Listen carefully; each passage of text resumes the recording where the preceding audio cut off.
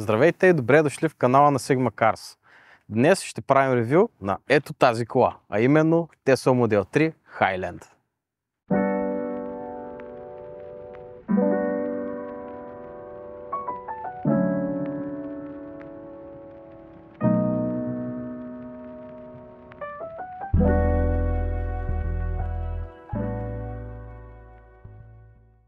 Нека да започнем с това, кои са Tesla.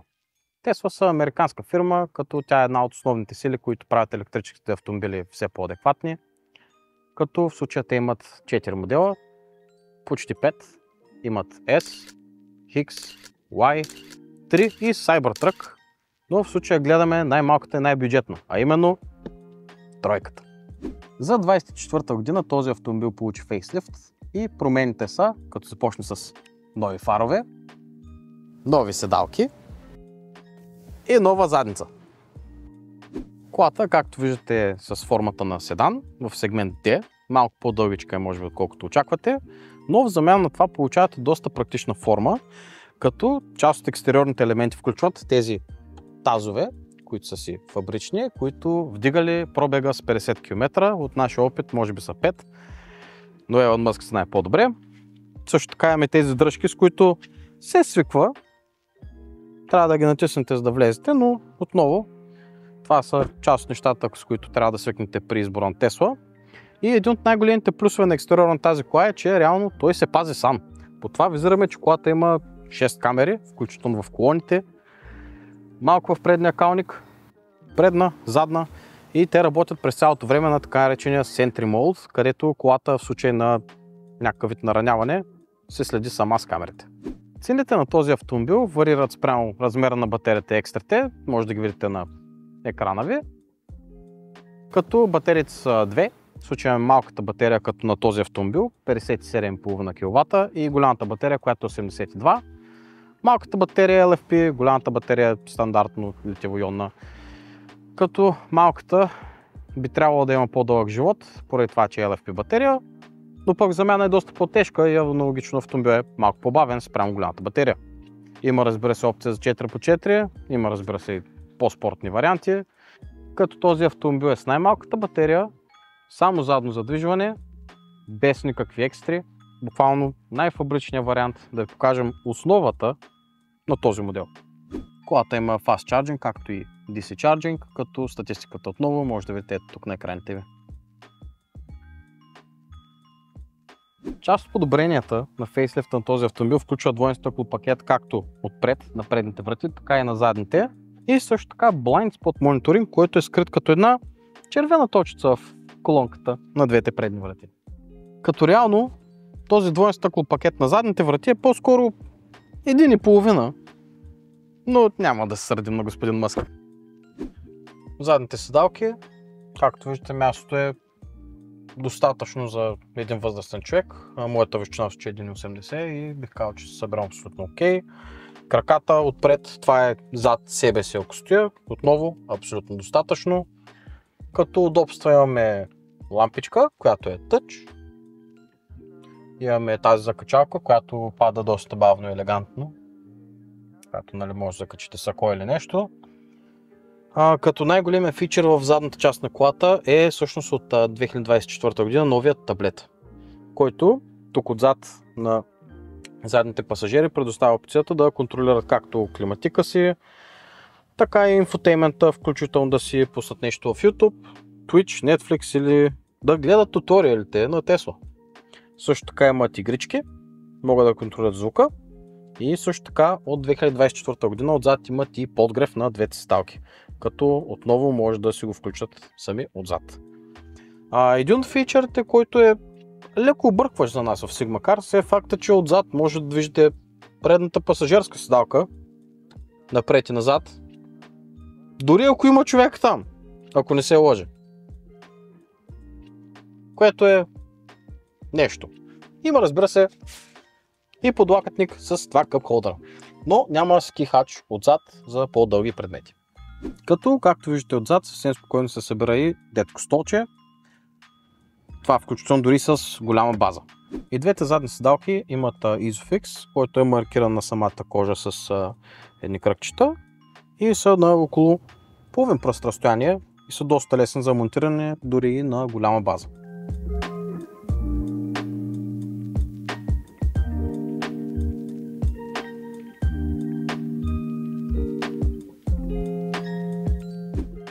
В предната секция на колата ни посреща така новият интериор с Mood Lighting по цялата дължина.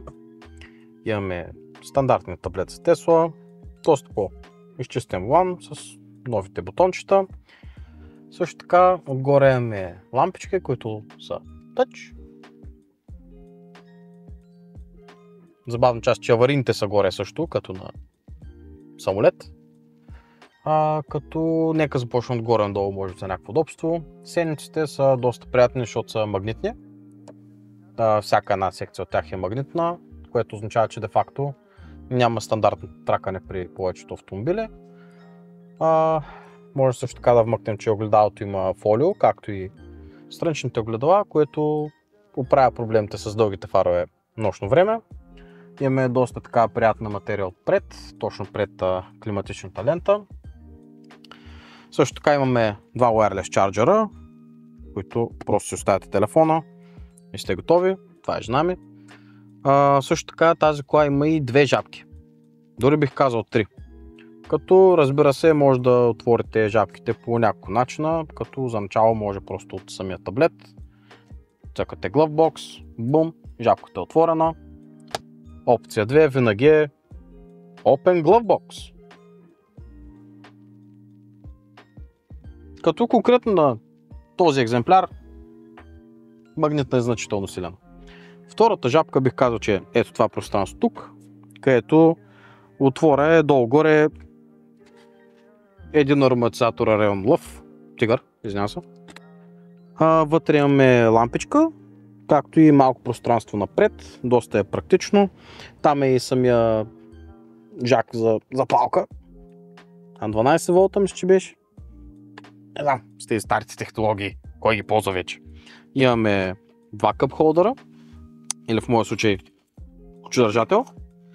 И също така имате третата жабка, която е под самия подлакътник, която има USB-C порт, който е 65 вата и бих казал, че в него се събират поне 3 сребърни слончета. Кожата е много добре, но това, което е променено за 2024 година е, че мигачите идват ето тук, като са от волана, което е нещо, с което ще трябва да свикнете, ако изберете този модел. Като започнем с бутоните, имаме този, който контролира волюм, мести аудиото напред и назад. Имаме този бутон, който не прави абсолютно нищо, но няма проблеми, защото от другата страна има още един, който прави абсолютно нищо. А този, който е тук, това, което прави е да включи дългите фарове и да ги спре. Може да си мигате с него. Този бутон активира камерите на самия дисплей. Този бутон е за чистачки. И този бутон е доста ключов, защото той е за всички гласови команди. Клаксона, стандартно.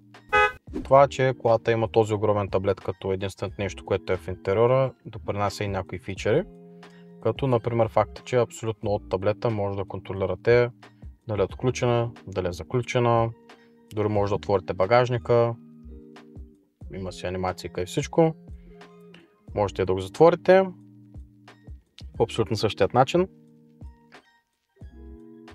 Същото е и за Charge порта. Дори не трябва да слизате, можете просто да цъкнете този бутон и автоматично се отваря и ви прехвърля на чарджинг секцията. Можете да го затворите отново през таблета.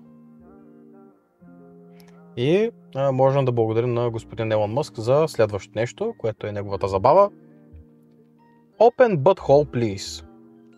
Тази команда отново отваря Charge порта. И разбира се, Please Close Butthole.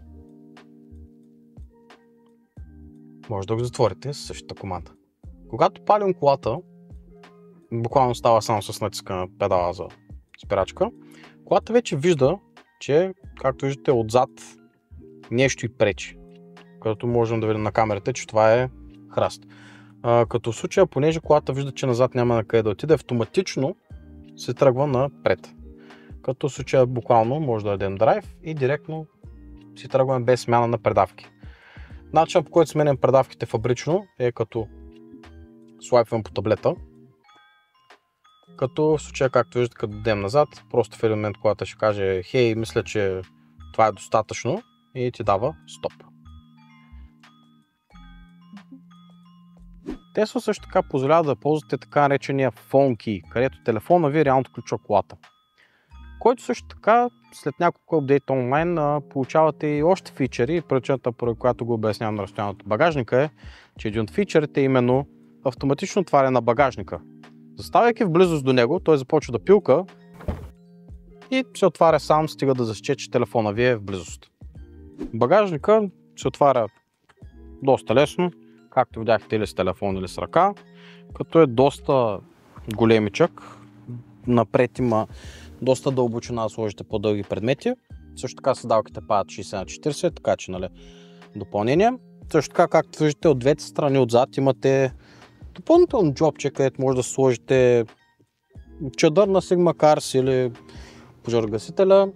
И освен тези двете джобчета имате още един фичър, който в случая е, че имате двоен багажник, няма резервна гума и вътре, както виждате, има реално фабрично аптечка и кабели, но е доста дълбокичък.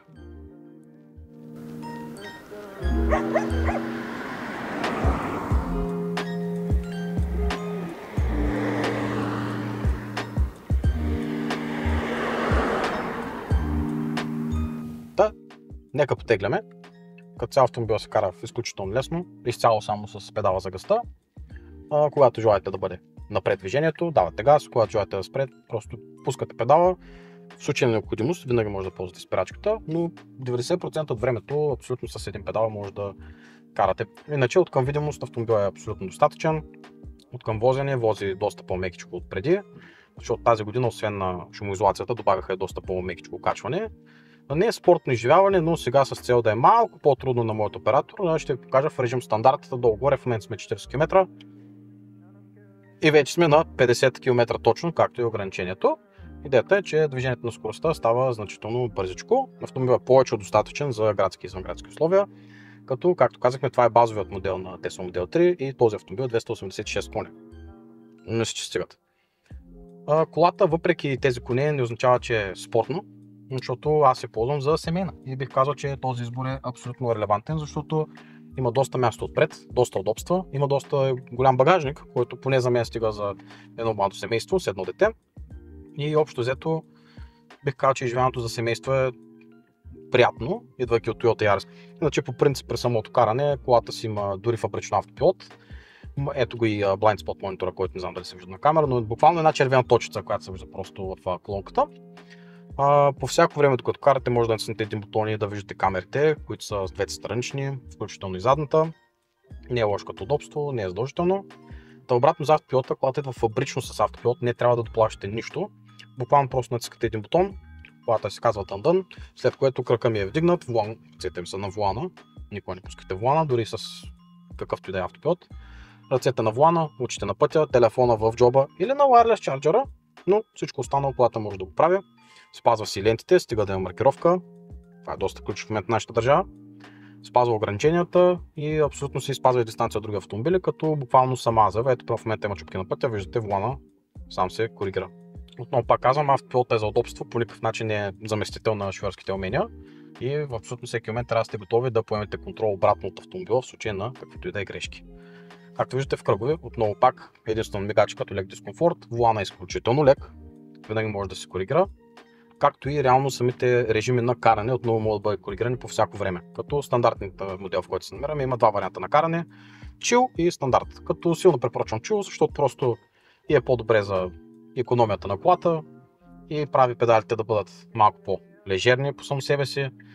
Просто прави колата в един спокоен семейен автомобил, който въпреки това все още е достатъчно бърз, за да не бъде дискомфортно дори на дамите. Отново влизаме в кръгово, отново мигачи сме си го подали. Както виждате, палеца просто натурално при мен така се много получи. Приготвям си палеца директно на мигача, за когато ми трябва и просто се учим. Също така, когато давате мигач, когато автоматично включва и камерите, например, когато оператора държи камерата точно на страничното ви огледало, не е проблем, защото отново имате видимост чрез камерите на дисплея. И отново в момента сме на един от по-хубавите булеварди в град Варна, който е Левски, и в момента отново, както може да видите, ако завъртили камерата, е маркировка. Просто натискам бутона, колата си хваща скоростта и тук реално мога да ви разкажа за нейните конкуренти. Дори в моя случай, когато исках да намеря семейен автомобил, в който мога спокойно да събера количка, багаж, куфари, нали, един път да отида на почивка, много се чудех за Kia EV3, което бих определил като най-близкия конкурент на тази кола. Като разликата е около 10 000 лева, това е чисто на брошури, като Kia е по-скъпа. И реално, поне за мен има голям проблем с това, защото Kia можех да видя само на хартишка, но нямаше налично, нямаше как да я видя, нямаше как да я пипна. В случая аз имах удобството, че имам приятел, който си беше закупил модел тройка и просто успях да видя, че нали, ме устройва мен като продукт, но това не означава, че е перфектен избор за всеки. Ако не сте готови да приемете факта, че нали, за електрически автомобил трябва да се съобразявате с развитието на мрежата от зарядни, ако не желаете да и всичко да е електрическо и да имате нали, преценение за технологията, определено това не е добър екземпляр за вас, защото чисто и просто всичко е автоматично. Фарове, чистачки, багажник се отваря електрически. Ако имате съмнение в този вид технология, това не е колата за вас. Но в случай, че сте, да речем, по-заинтересовани към технология, това може би е колата за такъв тип човек. Както казах, има доста от по-новите технологии на пазара, както за безопасност, така и за удобство. Начинът, по който този автомобил просто се стопанисва е коренно различен. Няма ключ, няма палене, няма масла, филтри, няма ремъци, няма водни помпи, няма такива изживявания. Тук разчитаме единствено на гаранцията обаче, затова силно съветвам да купувате чисто нови коли, защото в момента, в който тези неща, които са доста удобни, почнат да са към края на своя живот, може да почне да стане доста притеснително и доста скъпо. Така като най-близкият лицензиран сервис е в Букурещ. Разбира се, вече сме Шенген, така че може би е малко по-лесно за Tesla онорите, но независимо имайте в предвид, че един вид, ако колата има някакъв по-сериозен дефект, извинявам се, най-близкият сервис е Букурещ. Разбира се, няма кой знае какво да може да се развали по самата кола, защото както казах, доста от техническите части ги няма. Но винаги имайте напред, че при Tesla, както виждате, навигацията е от Google Maps, но е на Tesla. Няма Android Auto, няма Apple CarPlay. Тук реално автомобила си има собствена навигация и трябва да го имате в предвид, че ако държите на Waze примерно, ще бъде отделно на телефона, но не и през автомобила фабрично.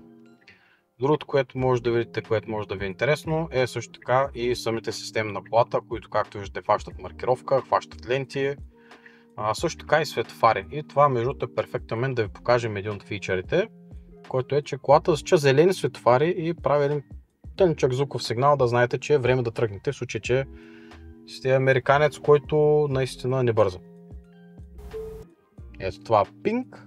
В заключение, тази кола е една от леко над най-бюджетните модели и за електрически автомобил бих казал, че на този етап е на върха. Говорим от към бюджет, към качество, бих казал за в момента, че наистина няма по-добър избор на пазара и дори до такава степен вярвам на това твърдение, че лично тази е моята. Надявам се, че това ревю е било полезно за вас. И ако ви е харесало, молим да ударите един палец, да ударите един subscribe. И ако искате да си купите чисто нова кола в рамките на държавата, просто влезте в SigmaCars.bg и се свържете с нас.